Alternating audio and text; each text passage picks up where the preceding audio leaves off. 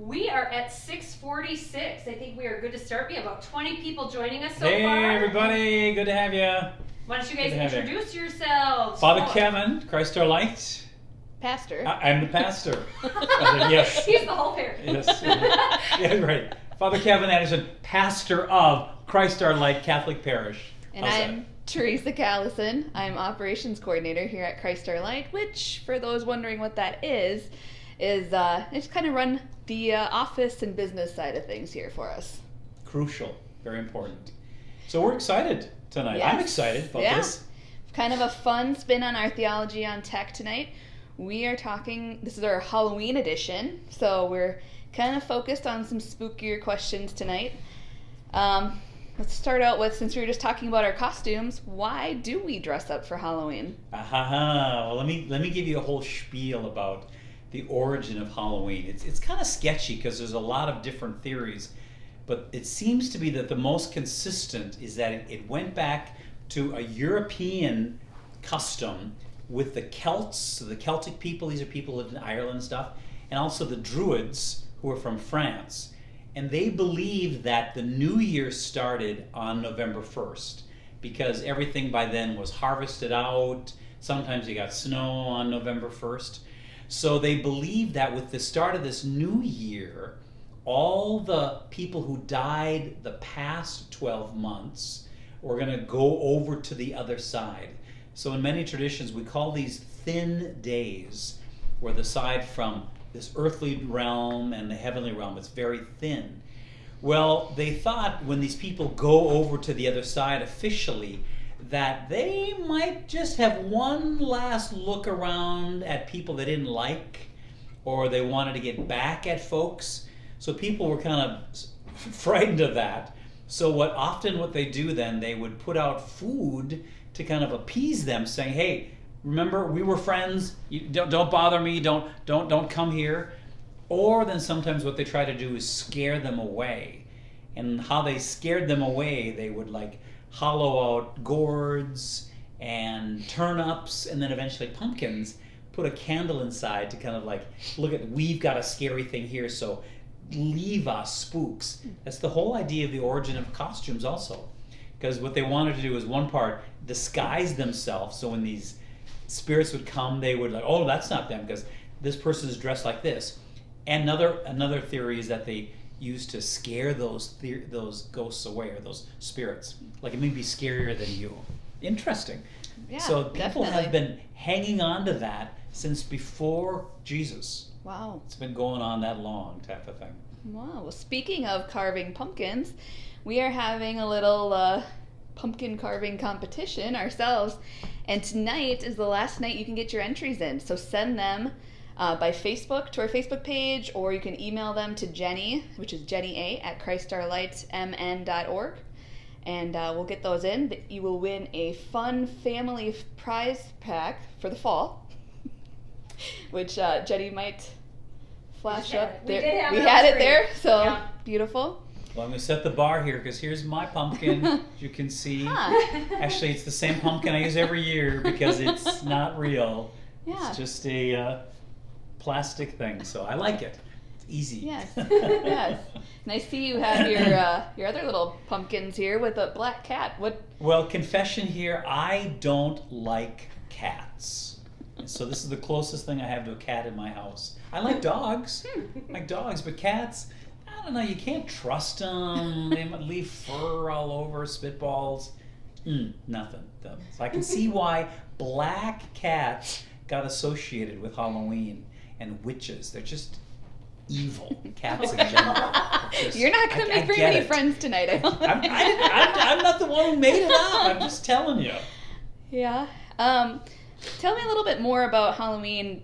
Is there any traditions that we pull from it, maybe from All Saints' Day or All Souls' Day? Well, what's happened then, because the Catholic Church in its wisdom, they really wanted to get rid of that whole idea with the Druids and the Celts. Stop thinking about those evil spirits and thinking that that's somehow going to dominate everything.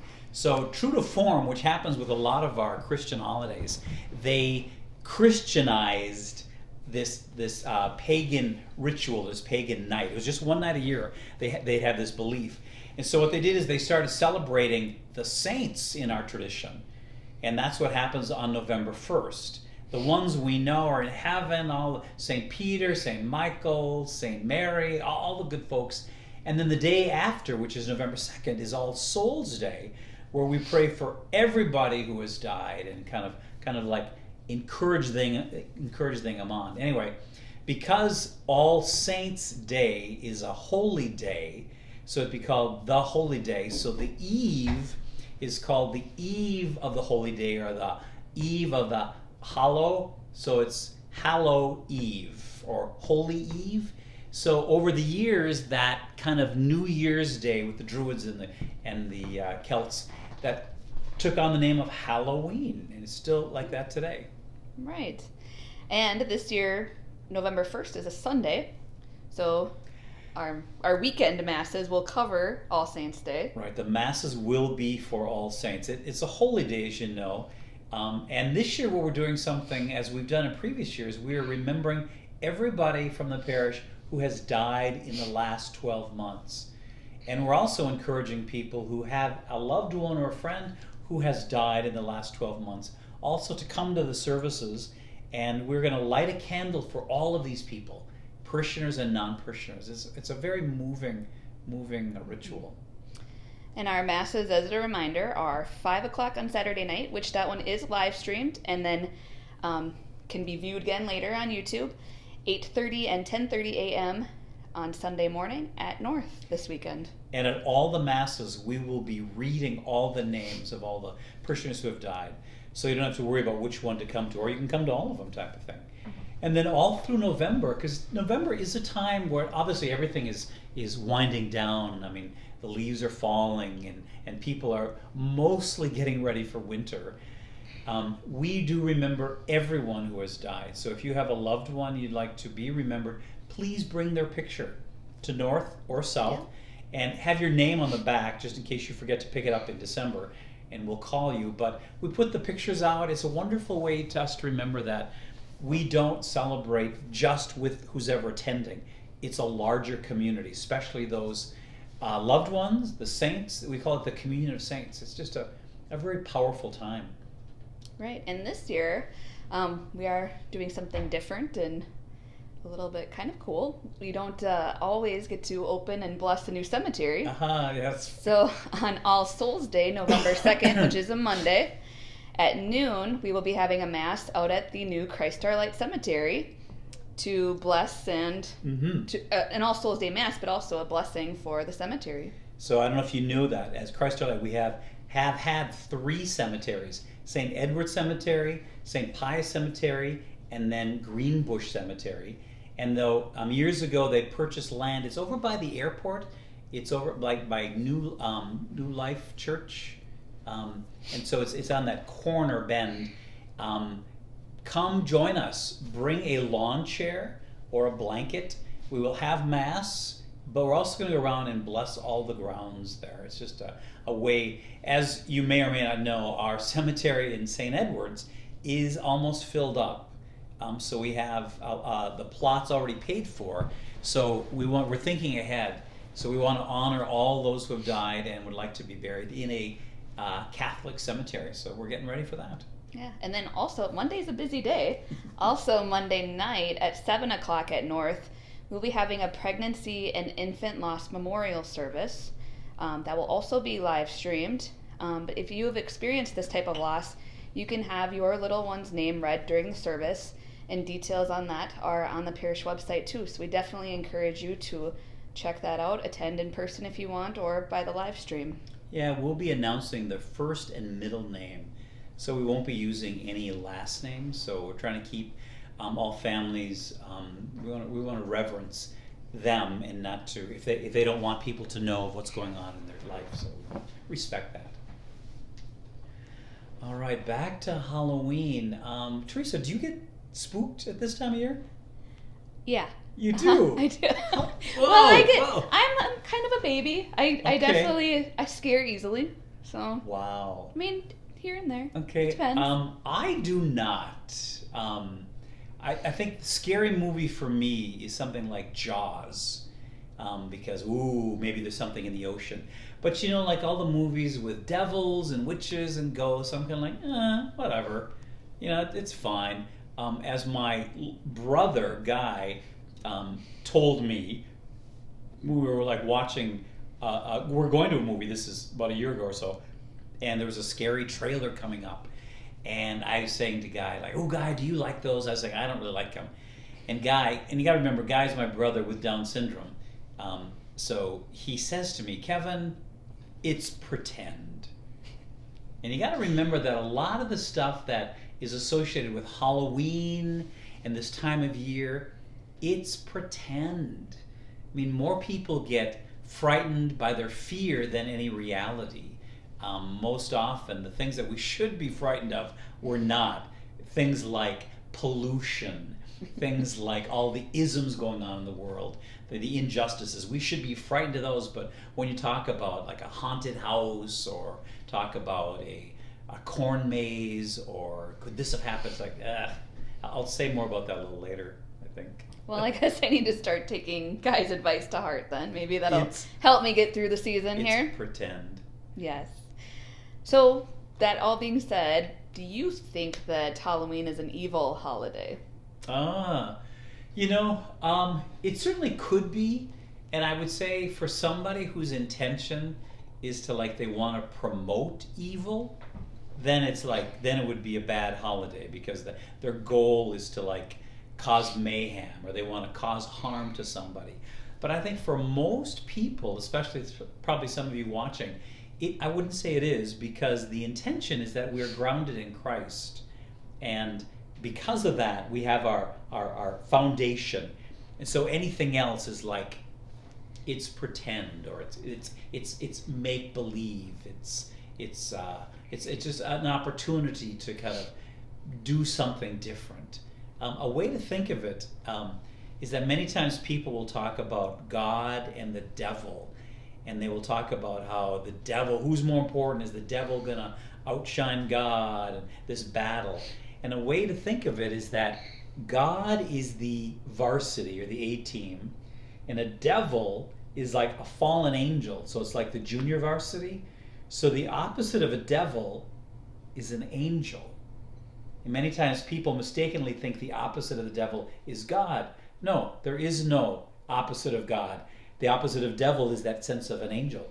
So I think for some people, when they get so riled up and thinking oh my gosh, this evil thing is happening, or this possession is going on, or this haunting is going on, if a person is grounded in faith and really has a good relationship with God, has been coming to Mass, has been really connected with the sacraments, it's you have nothing to fear.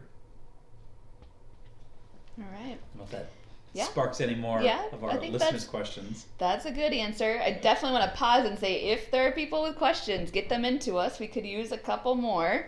The next one I have here is it okay for Catholics to celebrate Halloween?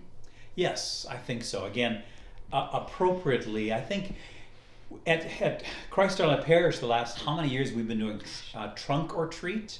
We've had this festival, try to keep kids safe instead of going to different homes. We've had people open up their trunks in the parking lot and the kids will go around. Sometimes people will decorate those trunks, and some have been funny, some have been trying to be a little scary. But I think it's okay to celebrate that again with the intention to say, trying to get candy, have some fun.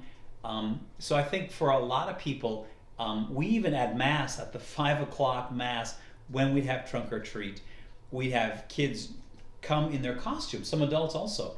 And I would say the majority are things like superheroes or athletes or those kind of things. We'll get a witch here and there and a ghost here and there, but the majority, that's not their intention. They're not trying to do the scary monsters as much as just have fun. Yep. And this year, unfortunately, due to COVID, we don't have trunk or treat. So something that we hope we can look forward to again next year. But I know we've done it the past 5 years, and it's definitely a great thing. It's been a big success for the parishioners who have helped and handed out candy, and for the kids to dress up. I love it too. Just the creativity. It's been wonderful just to see what's coming. I have no idea what the common masks are this year, what superheroes are. this year, like Wonder Woman, maybe. Yeah, I or- do have an Elsa from Frozen too. There we go. See, Yeah. very appropriate. I'd like to see someone come as Father Kevin. That would be a good one. I haven't seen that one. I'm waiting for that. All right, what does the church say about ghosts? So, the whole category of ghosts would be best described as spirits. And the way of thinking of it is, in our Catholic tradition, we commend the spirit of somebody who's died, we commend them to the ground.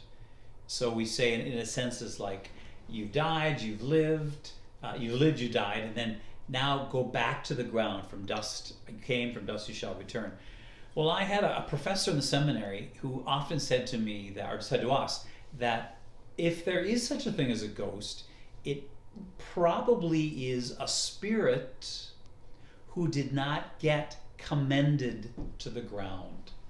And it's just basically that kind of energy force, just basically saying, I just want to be with God. I just want to finally stop this traveling. So there have been many times where people have said, I think my house is haunted. There are times where people think they have seen or felt a ghost. And what I'll often do is ask about that. And typically, if there is a ghostly presence, it is not meant to harm somebody, but it's meant to get someone's attention. Like sometimes there'll be just a standing, or they see something walking by, or maybe something moves. And a way of interpreting that I like to do is just to say this presence is saying, you know what? I just want to be buried. I just want to go to the ground. So it's very interesting if we're going to conjure up a whole bunch of ghosts when people are having a loved one cremated and then not burying them, where they'll throw them into the ocean or put them on their mantle still. Again, in our Catholic tradition, we say cremation is just fine, but we want all the remains to be buried in the ground, in a sense to be commended to the earth, to find full rest in God. But I've had a lot of people talk about they feel that there's a presence in their house. They feel like there's some kind of an energy. I can tell you, there are certain groups of people who seem to sense the other side easier. I find Hispanic, Central America, South American folks, they just have a sense of that, and also the Celtic people. Maybe it comes from all the Druids and all the early Halloween things. But often I'll say that if there is a presence, like if someone feels something in their house, many times it's because in a home, the energy is supposed to flow in like out this way. And if there was something that bad happened in the house, then many times the flow is not going, or the flow goes the other way. Such as, let's say there was a harsh argument in the house, or maybe there was something very bad that happened, like there was somebody who got hit, or worse, someone died, or a suicide. I know that when that happened, there just feels to be this creepy sense. I remember once when I was in a parish in St. Cloud, I actually got broken into in the middle of the night. I didn't get harmed at all. The person had a gun to my head. And yeah. Sounds like that went pretty well. It didn't kill me. That's a whole nother story I'll have to say for another Theology on Tech. Stay tuned. But anyway, after got out of the house, and he did get arrested, by the way, later, it just felt creepy in my room because the energy, it was supposed to be a safe place in my room, and it just didn't feel safe. It's definitely traumatic. It's very traumatic. So I went and I rearranged the furniture, I put a deadbolt on my door, and blessed the room again. And I think that's key, is the blessing part, such as like God intends this space to be good. And for whatever reason, like in this case, like gun to my head, the energy was not going flow. So let's reset the energy. So I'll often tell people, like, if you think there's something strange going on somewhere, bless the place. You could get holy water from church. You could talk to a staff person. I've gone to many people's homes, and if I get time, I'd like to share some of those with you. But it's the whole idea of you recognizing that God intends your home to be safe. Your apartment, your homestead, whatever it is, that God's intentions say you should not feel violated, you should not feel unease, and just relax and rest. Now, I think every house has noises.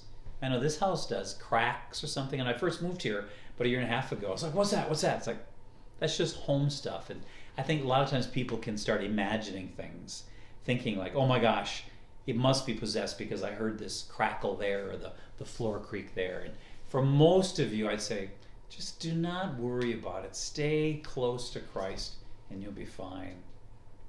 So can you invite a priest to bless the space, perhaps your house or? Yes, you can. Yes, we can. We have done it often. Can I tell you a story? Sure. Okay. Sure. So some years ago, I was invited to a home, not in this area, it's a different town, and they said there was a presence there, maybe a ghost.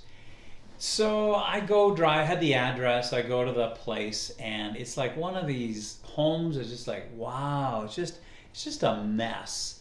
I mean, there's like, garbage outside, there's stuff laying around. I get inside, and clearly they knew I was coming. They invited me, we set the time, but they clearly were not ready for guests because there was kind of junk all over, and dishes were not washed. There's just stuff all over, and I'm really going in with like, wow, this is odd. So we go around, and there's a lot of people there in this house. And as we talk about it, they're saying, oh yeah, well, so-and-so, she's here, she got kicked out of her home, so she's living over in that room, and so-and-so, they're in this situation, and they're over here, and this person didn't have a place to live anymore. So just kind of a mishmash of people. So we're walking around, and what we did is we went through, and I kind of reclaimed all the energy, the bad energy. And so I said, let's just take it all with us as we go through the whole house, like all the rooms and stuff. And I actually had them dig a hole outside, and in a sense, we went through and we incense all the rooms and said, now let's take all this bad energy with us. We'll go and bury it, so we dumped the incense. Then we went back in the house with holy water and then blessed every room. And then everybody could share what they want for the room. Like, oh, I hope this is a good room for a conversation. This is a good room for TV watching and all the things. And you got to remember, we got a lot of people there. Actually, as we're doing it, I realized that indeed the house had a bad demon in it. And the demon was me. Because the moment that I got out of my car, all I did was judge. All I did was look around, and I saw dirt, and I saw a misstep. And I said, there's so many people living there, but I don't have anybody living with me. People who don't have a home, or people who have been thrown out of their dwelling. And here that family was welcoming of people in. They were saying, you have a safe place here. So by the time we got done, I said, yeah, I did a sort of an exorcism, but it was me that needed to be exorcised. Get this bad mojo out of me. So it was very, very humbling experience. I'm on to say they felt no other bad spirits in the house. So whatever else we took care of all that bad energy. Wow. That's good. So would you think that when you did that, would you call that setting the energy? Resetting. I'd call it resetting, is because every home is meant to be of something. I'll give you an example. Like if any of you have ever had a car accident, that all of a sudden you just feel like, oh, you're just jarred. Same kind of thing. It was meant to be a safe ride, and you just need to go through things. So what I'll tell people to do is, if there is something, or you've had a harsh word, just literally just take your hands and rub it, and just okay, I just want to take that bad energy away. Some of you who have gone through a test like at school and you didn't do well, you had a loss, say like in a game, and just literally do that. It's like, I'm just not going to let that bad energy stay with me. Now, would you call that the devil? Maybe not. Maybe so. Would you call that the presence of God? I'd say not, but I would say for a lot of people, when they talk about who's the devil or what's the devil, I think a good way to say it, remember I talked about the B team type of thing, a good way to kind of define what the devil is the devil is not God. So whatever is of not God, such as like if someone is saying, I want to get revenge, or I hope that person goes down, or I really hope they get into an accident, that is not of God. So is the devil real is a question that I get a lot of times. And I say evil is real because there is evil all around us, but there's evil of, like I said before, like of pollution. There's evil of, like, say, racism.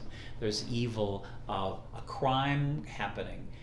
And for a lot of people, when they just limit evil to a personified figure, kind of the cartoon figure, the horns and the red costume, it's just too simple because they fail to see where the real evil lies. And I think the real evil lies in each one of us. So if you want to know, is there bad things? Sure, certainly. And I know for myself, when I'm not connected to God and I think, well, I'll just do this myself or I'll figure this out, that could be an opportunity for the evil in me to surface, as opposed to say, God, you've got this. You'll take care of it. So if you at all are fearing a devil or something, again, stay connected to God. Be true to your prayers, but recognizing that God is bigger than the church.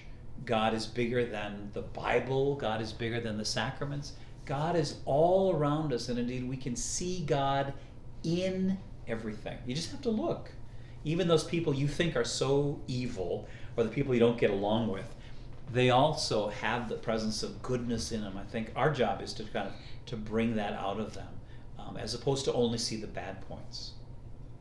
So have you blessed other areas besides a house? Oh, lots. Such as like, sometimes people will ask me to bless a thing, such as a car. A couple weeks ago, we blessed pets, our four-legged friends. It was the Feast of St. Francis. I have certainly blessed boats. We've blessed office buildings, and there's something nice about it because, and anybody can bless. You all can bless. I don't have a patent at it.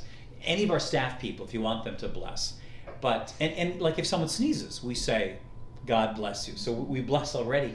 But it's the whole idea of like bringing forth goodness. And especially when something is new in your life, like you just bought a car, it could be a used car, or you just obtained something, is to bless it. When I moved into this house, I blessed the house again. Great owners before this, wonderful house, but just to say, okay, God, now let's the energy here of being a parish house, let's bring that to the forefront. What kind of incense do you use? You know, we just have an incense that we buy. It's regular church incense. There's nothing special about it. No, in fact, I think the last time we got it was on Amazon. So. Yeah, there you go. Right. It doesn't have to be a special incense at all. So whatever kind, because there's many, many different fragrances. Sometimes someone had given me some that I actually use here in the house. So I've got a container of incense here, and sometimes in my morning prayer, I will use it. Actually, right where we're sitting, Teresa, is where I do my morning prayer. Really? That is my morning prayer chair. This is the prayer chair? That is the prayer chair. I look out the window and see the forest and the pond and stuff. It's very nice. That. Surprised you didn't beat me to this one, I guess. Well, I let you have the prayer chair. Well, I have kind of a longer question here. Okay. It's kind of a story with a little bit of a question. 17 years ago, when this person was in their early 20s, they bought their first house. It was built in 1890 and had the oldest standing barn in the city. They lived by themselves, no pets at the time. One night, they were awakened from a deep slumber at 2:33 in the morning. Someone was tapping me on the back as if to wake me. I shrugged off the feeling and rolled over, and then I looked, and there were 2 young children standing in the doorway of my closet. I shook the slumber from my head and double-checked my alarm clock. They were still there. They were wearing pajamas, between 4 and 6 years old, a boy and a girl, hands clasped in front of them. It was as if they were trying to apologize for waking me up. I checked my alarm clock one more time to make sure I was actually awake, and it was still 2:33. they were still there. So now I know I wasn't sleeping. I rolled over in bed, covering my head, and promptly started praying. So you did touch a little bit on the spirits kind of floating in the in-between. But how could children like that, so pure and innocent, be stuck in that realm? Well, it could be a situation where the kids have not been buried. We don't know. I know that one of the places here that in this area was the old hospital, and people that moved into the old original hospital, they often would sense a presence there. And indeed, as we did some looking, that presence actually was the old operating room. And so perhaps there was a person who had died on that table, or in an emergency or something, but hadn't been yet put to rest. So I would say, for that person, or any of you, if you've seen a ghost or something, first of all, think of it as an honor, because what they're really trying to do is get someone's attention to say, hey, we just want to get buried. And if that does happen, give me a call and we'll come in and take care of it, bury them. But for most people, that presence, even though it seems scary, is not meant to be scary. It's just like, I need to get someone's attention. You look like a kind soul. Let me get your attention. I just want to get buried. Or it could be something that maybe nothing happened in that home, but for some reason there is a connection because of an address or because of something that happened far away. But again, the more that we can, in this person you talked about, they said their prayers, which is great. It's just to know again that God has this covered. God has you. Not to fear anything, but to be strong in that. I do know that people, many times, when they limit God to kind of more of a hocus pocus, there are people who I need to have my lucky medal with me, or I need to sit only in this pew of the church, or I need to always have this. When they limit God, then those same kind of people seem to be the ones who also sense evil, limit in a limited way. But the more we can see that God is so much around us, that God is in any of the pews at church, or God is with you even if you're not wearing your lucky medal, you recognize the presence of God is stronger. Those people have a less challenging time when there's something scary, because they say, yeah, God is stronger. It's not because I have my lucky medal. Was it Dumbo where they had the lucky feather? Sounds right.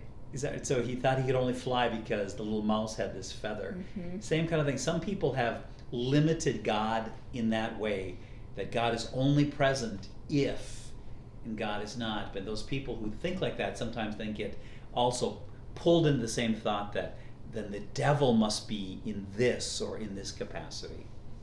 Sure. So if we would encounter a ghost, what should we do? First of all, I take it as an honor, right? Because obviously they look at you as a sympathetic soul. Pray. Let's try to communicate with them. It doesn't matter. They did what they wanted to do. They got your attention. You certainly could pray. Some people have lived in dwellings, and there's some places that promote that they have ghosts there. They don't want to get rid of them because it's a tourist attraction. You stay at this hotel. But I would say perhaps call someone from the church, call myself, and we'll do kind of this funeral rite. It's not an exorcism. I don't know if that came up in any of your questions. That's coming up. Should I wait a little bit? No, why don't we jump to that, because I think that's probably a popular one. People are very curious about exorcisms. Have you ever performed one or been asked to? I have not performed an exorcism, and actually each diocese has one priest assigned to do so, and it's all top secret. But more so, a lot of people use that term when something goofy is going on. I mean, for some people, they could say this COVID-19 needs an exorcism. We need to get rid of all this bad mojo. In the classic sense, an exorcism is when someone feels possessed by the devil.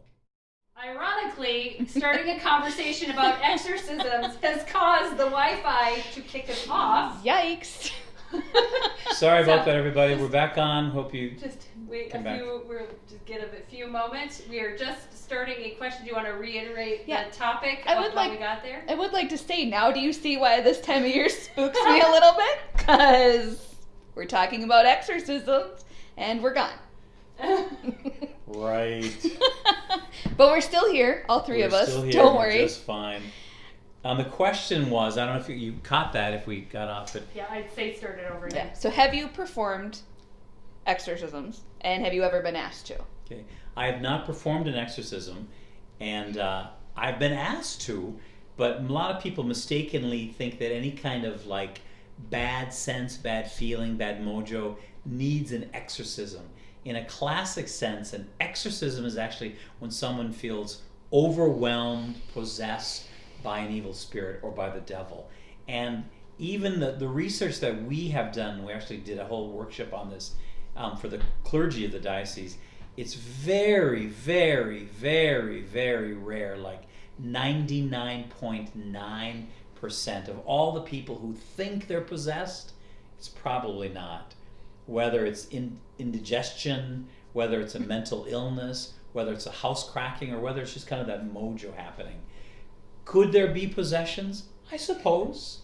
What happens then? There's a whole established ritual of what's of how to take care of it. Unfortunately, it's Hollywoodized a lot, and there have been a lot of shows that have tried to glamorize it. And again, I want to reiterate the thought that somehow thinking that the devil is on par with God. The devil is the junior varsity. The same with the devil is an angel. But again, Hollywood would certainly make us believe that, oh my gosh, will the devil overtake God? It can't happen. It won't happen. But there are probably some people who feel overwhelmed. If that is the case or something you're wondering about, give us a call at the church. Give me a call. We'll investigate it. And if there's something that needs to happen, then we turn it over to the diocese. But it's very, very, very, very rare. For most often, it's something that can either be explained or just that sense of evil. I want to do. We talk about intrinsic evil. There's a couple times in the Bible where Jesus condemns a whole town because it's like this whole town has this mentality, and I suppose it'd be like the idea of like a whole town hated this one person because maybe they were involved in a car accident and they killed somebody, or maybe that person lost the game at the last minute and threw an interception. There's this whole intrinsic evil where we can't say specifically this action or this person, but there's just this bad sense going on. And I guess that's probably the more scary thing than the possession of a devil, is when we have this whole, whether it's discrimination, whether it's this mob mentality, the whole idea of cancel culture. I mean, those are all, they point to what's I would call intrinsically evil, in the fact to say, that's not how God intends the world to be. That's not how God intends any of our lives to be. All right. Now, I kind of feel like you have a story about someone that you may have encountered that I do. was possessed, or, I mean, kind of having something going on, it sounded like. When I arrived at I was very new at a parish, I got a phone call that they wanted me, and it was a snowy night. It was a Sunday night. It was in the winter, and they said, we want you to come out here. And I said, where's here? And they said, well, we're north of town. And where's north of town? And they gave the address. I'm like, well, that's just kind of a wooded area. And they said, yeah, because we need a priest out here. And I'm like, middle of the night, winter, snowstorm. Why do you need a priest to come out there? I mean, if it's an emergency, get to the hospital. And they said, well, our high priestess is having a meltdown. They think that she's possessed. And I'm like, I'm not going out there. If this is something, not know if it's a joke, what's going on, you come in here. So they indeed brought this person in. And as we found out after being with her a long time and praying with her, it's a person who was Catholic, grew up Catholic, had left the Catholic Church to become part of a cult known as Wicca. And so, and the Wiccan cult is more of like, in they try to make it a positive sense, like it's herbal healings and a lot of natural, nature-based, but it certainly does not include Christ. Well, this person, as we found out, she was actually dehydrated because after we did our things, I said, you must get her to the hospital. They did take her to the hospital, and she was dehydrated. So she was doing with a lot of delusional stuff. But what was real interesting is that in their state of something's wrong here, we don't know what to do, they went to the Catholic Church. Still went back to their roots. And went say, here's what we need to fix us. We can't do it. Yeah. I'm certainly delighted to help them. I think, and we did help them. I did help her. But it's the whole idea of saying, especially for some people who have strayed away, come back. You know, you can fall for a lot of things if you don't stand for something. And I think in her case, she was like falling for the whole idea of like, oh, this bad thing's happening and I'm possessed. She was dehydrated. Certainly scary for her. Wasn't scary for me because, again, the whole idea of saying, no, God's with us. But weird, though. I'll tell you that. It was a weird encounter. Yeah, sounds like one. We have a question here about the Ouija board. Is it an innocent game or should it be avoided? And again, it depends. You know, anything could be cultish and could lead you to something astray. I think it's all about the intention. I remember playing the Ouija board once back in high school, and it's the whole idea that you have people put your hands on a thing and you ask a question and it answers your question. So I think a lot of people are looking at it to tell the future, where I'm saying, you don't need anybody, just live for the day. You don't need to like know what's going to happen. Anyway, I asked the Ouija board a question that only I knew. They had not a clue of what to say, and they gave a wrong answer. So obviously the person that I was playing with was trying to manipulate this thing. I would not encourage anybody to play it, just because there are so many other positive things going on. So those of you who are watching, again, we apologize if you got kicked off, but I think this is a great example because some people could take something like this as being, oh my gosh, we're possessed, it's the devil. Things like this happen all the time. Things like this are going to happen to you all the time. And you just say, it's life. Or you could interpret anything as being this presence of the devil or evil. Crazy. As opposed to saying, you know what, God is there. Things happen. Accidents happen. Unfortunately, there are people who die. There are catastrophes all over the world. Like there's a hurricane going on down south, and I know there are all these people saying, oh, it's because God is punishing them for this and that. It's like, God does not work that way. Glitches happen. Live streaming gets interrupted. Unfortunately, people die. It just happens, but it's not because there's the presence of evil. So we hope this was a great experience for you, or an experiment, I should say, for you to say, stop going to that part of your fear right away, as opposed to saying, huh, wow, that's interesting. Mm-hmm. Okay, I will try that. Will that make you feel better? Yes, All right, well, I think, Jenny, do we have time for one last question? One more question. We'll do one more. All right.